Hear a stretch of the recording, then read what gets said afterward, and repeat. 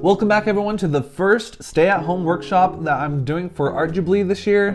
Today we are going to go over my YouTube channel, why I started it, and different tips and tricks that hopefully help you or inspire you to do the things that you would want to do with a channel on social media for advertising yourself as an artist or a personal business. Which comes to tip number one, always have a short intro and get straight to that content.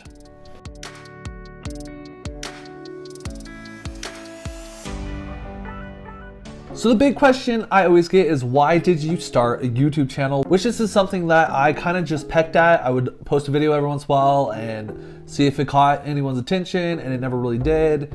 And over like a span of 3 years, I just had like 5 videos that I wasn't really into.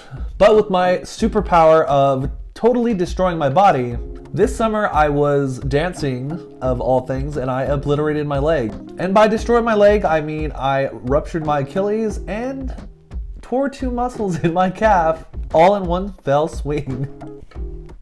So after being immobilized for a couple of months, I decided to make a plan and finally organize a channel and just get it done. So the biggest thing that you're going to want to do when starting a YouTube channel is get all of that fluff out of your head and get straight to it and just do the first video. Be serious about it. Don't expect it to be brilliant the first time through. There's gonna be mistakes. For example, I want you to look at my first video on my channel and then come back to this video and just see how I represent myself, how my audio sounds, how the lighting is, and different things. So you can see where I've come. And basically through the month of October, I do an ink drawing a day. I've done it for about 3 years now. This is gonna be my 4th year. Through trial and error, I got here. And what I mean by audio is this little mic right here on my shirt. Oh, can you hear? I need to plug it in. Okay, so can you hear me better? This is the first thing that I invested in, just because sound quality is probably the most major thing that you need to know when making a YouTube channel. If you don't have the quality sound, people won't understand you. It's gonna sound fuzzy. You're gonna have weird breaks in your sound. And I don't care if you have the best video quality in the world. If you don't have the sound there, it's just not gonna go through to the viewers. You can have mediocre video, for example, my cell phone that you're watching me off of right now, and be able to hear me with some lights. It's gonna be far more enjoyable because you can simply hear my voice. A second major thing is probably your lighting, which at first it's not gonna be a huge issue because even now, this isn't horrible quality, but you can see the difference to what it was a moment ago to what it is now. All I'm using right now are 2 studio box lights. I actually have 3, but I use the 3rd in my pottery studio. And these are 2400 watts. That is very important because you can either switch off 1 switch on the light or 2 to get several different brightnesses. So if you only get a 1200 watt studio box, you only have 1 option. This gives you 2 options for every box you have. For these 3 boxes, it cost me $75 with shipping and everything. But isn't this better? It's all lit up. All right, another big thing is what you can see in the camera frame is what you want the viewers to see, obviously. So having a huge space isn't really necessary for making a channel because it's going to be the space that they see, not the space that's around me, because we're gonna go ahead and look at what's around me. All right, so if we go a little up, you can see where my drop behind my video is showing. Then we have just to the left, this is where my dog sleeps, and all of my art supplies that they just don't have cabinet space for. And then if you look for the other side, let's see, we have, just kind of a mess. And then we look over and we have a counter, we have a kitchen,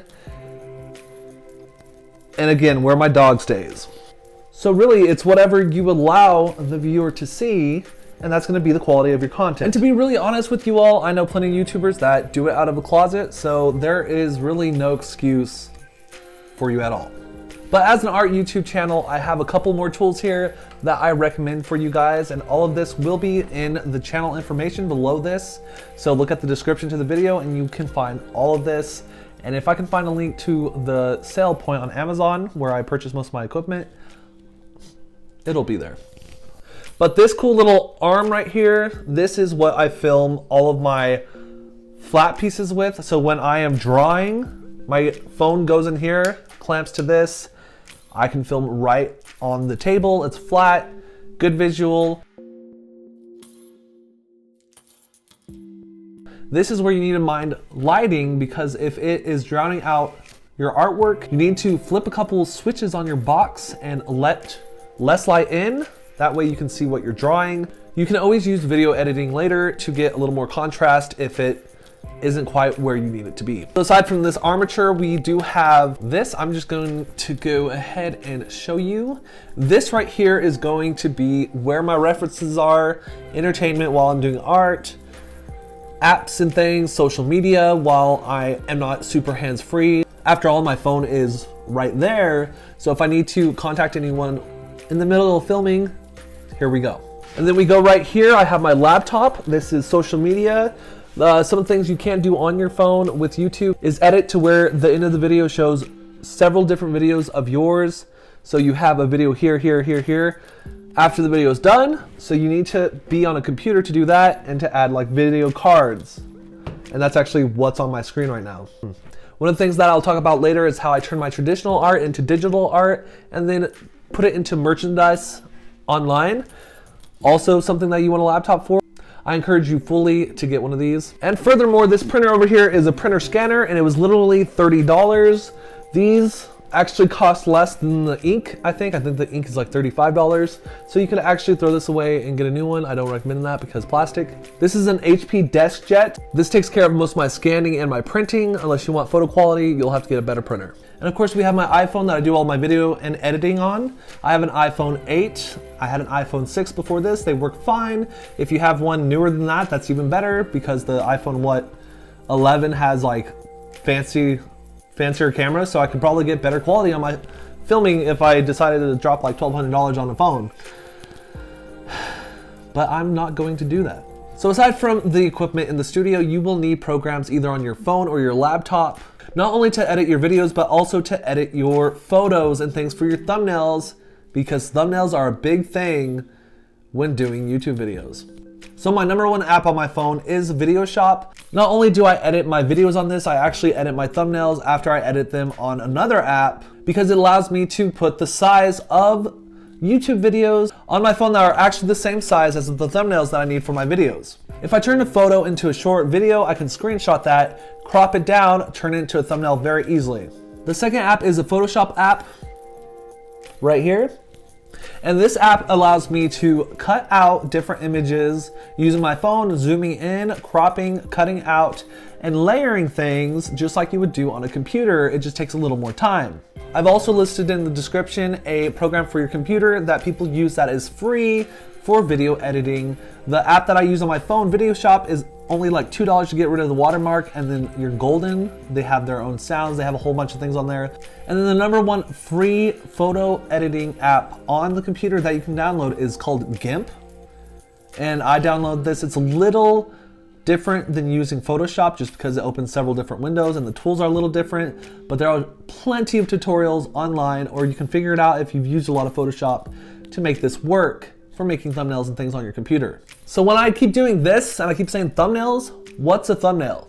A thumbnail is going to be what the people see before they click on your content. So it's the little image on the video that you always see when you see a YouTube video. Click on it because it's pretty or it looks cool. If you don't do that, it's gonna just show a random clip from your video and it's probably just gonna be me doing this. Would you click on this? Just a picture of me doing this? I mean, you might because I'm framing my face, but that's not the point. You're not going to want to click on something boring, so you're gonna dress it up, you're gonna add things to add more to your content so they kind of know what they're gonna get into. And a big no, don't do this, is putting things on your thumbnail that are not accurate to your content. So don't make it seem like it's something that it's not, because that's gonna give you bad views, people that are gonna be upset with you, and it's just gonna give you a bad rep. And that's not how you get followers. A very easy way to put your thumbnails on your content with your phone is going to be the YouTube Studio app. In this app, you can also see analytics and things. For example, my Steven Universe Art Challenge was trending this week with 200 something views yesterday, and it showed me on the analytics what was seen, ages, and different things. So this app not only shows how good your content's doing, how many views, how many minutes it was watched, and all of that, but you can also interact with your comments, your likes, you can change your thumbnails and change your video from public to private to hidden, and the description and everything. You can edit everything about your video once it's online with this app. And another app that will help you, and I recommend paying like the $2 or $3 a month that it costs, is TubeBuddy. And TubeBuddy does the same thing, but it actually shows you like highlighted parts of your video and what you can do. So you click on your video, it's going to tell you that your thumbnail needs a higher quality. It's going to tell you to put like different tags and things, because tags on your videos are just like anything else. So it's like hashtags on Instagram. It's going to influentiate where it's going to be in the search engine. So if it's a tag that everyone has, it's going to be harder to find it. TubeBuddy has a tag explorer. If you put your tag in there that you want to put in your video, and you have like a certain amount of tags you can put on your video, it's going to tell you the quality. Like a 98% of people are using this tag, so it's bad. People are looking it up. It has a high percentage of looking up, but it has a high percentage of also people that use the tag. So you're probably going to be drowned out because you're a newer YouTuber. But if you keep adding to that tag, so if it's elephants, elephants is going to show up. But if you put elephant art, you're probably going to get a smaller crowd that is looking for elephant art as opposed to just the word elephant. If you put elephant art mosaic, because that's what you're doing in your video, it's probably going to be even a smaller group and then a higher bid for your video to be seen. And that's the kind of thing that TubeBuddy does. It allows your video to be seen based on your tags. And I do expect you guys to ask questions, so be sure to leave questions in the comments about anything I go through, because I am zooming through this to get as much content to you guys as possible through these videos. And if I'm needing to make a follow-up video of question and answers, I will by request. So you guys be sure to ask questions and I will fulfill as much as I can this week. Because in the spirit of Art Jubilee, I would normally be there for you to just hound me with questions. So this is going to be the outlet for you these next few weeks for me to get as much as I can to you. All right, so the big question that everyone has when you're starting a YouTube channel is monetization. This is probably the worst thing for YouTube, just because people are so greedy. They're gonna make mediocre content or something they don't care about and just make a bunch of it because they think that's what it takes, and that's gonna give them some money in their pockets. So here's the honest truth to their new policy on monetization. I currently am not making money from this channel. I have started this channel in October, so that's almost 7 months of doing YouTube. The requirements for monetization is 1,000 subscribers and then 4,000 hours of watch time through your whole channel within 1 year. Looking at my analytics, I am well over half with my hours and almost half with my subscribers. You also have to realize that getting subscribers on YouTube isn't the same as getting friends on Facebook or friends on Instagram, because not all your friends are going to support you. I mean, after all, this is where I watch my funny videos and my gaming channel. So if you're doing like cooking and I don't want to watch cooking, then why would I watch your channel? So not only is it the content that you're making, it's how you represent it. Like right now, you should have saw me on my first video. Go ahead and look back. We have all these drawings here. I'm just gonna kind of go through them. And literally through the whole video, I was going,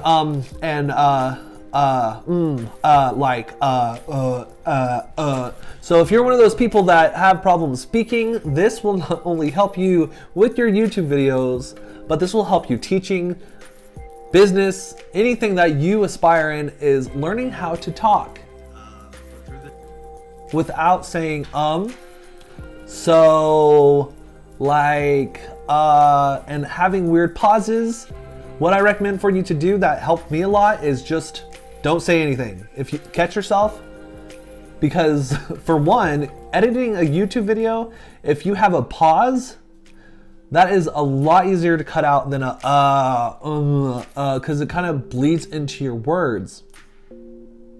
And then it just looks glitchy and it has weird sounds in it. I can easily cut that out and continue. You actually probably see that several times in this video, but I just cut them out to make a smoother transition and make it more interesting because you don't want to just see it on one frame. I'm gonna zoom it in, zoom it out, slide, and do different things, add some stickers, add some transitions and things to make this video more interesting. That is the kind of thing that you're gonna have to think about when you're editing your videos and when you're filming your videos. So drop it. Drop the extra sounds. Don't be discouraged, don't let yourself down. The biggest thing you're gonna have to do is just do it.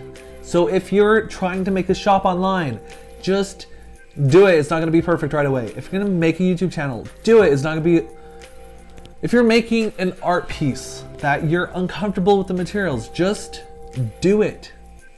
You can replace the materials. So not only YouTube, but any other aspect in your life, you're just gonna have to do it and learn as you go.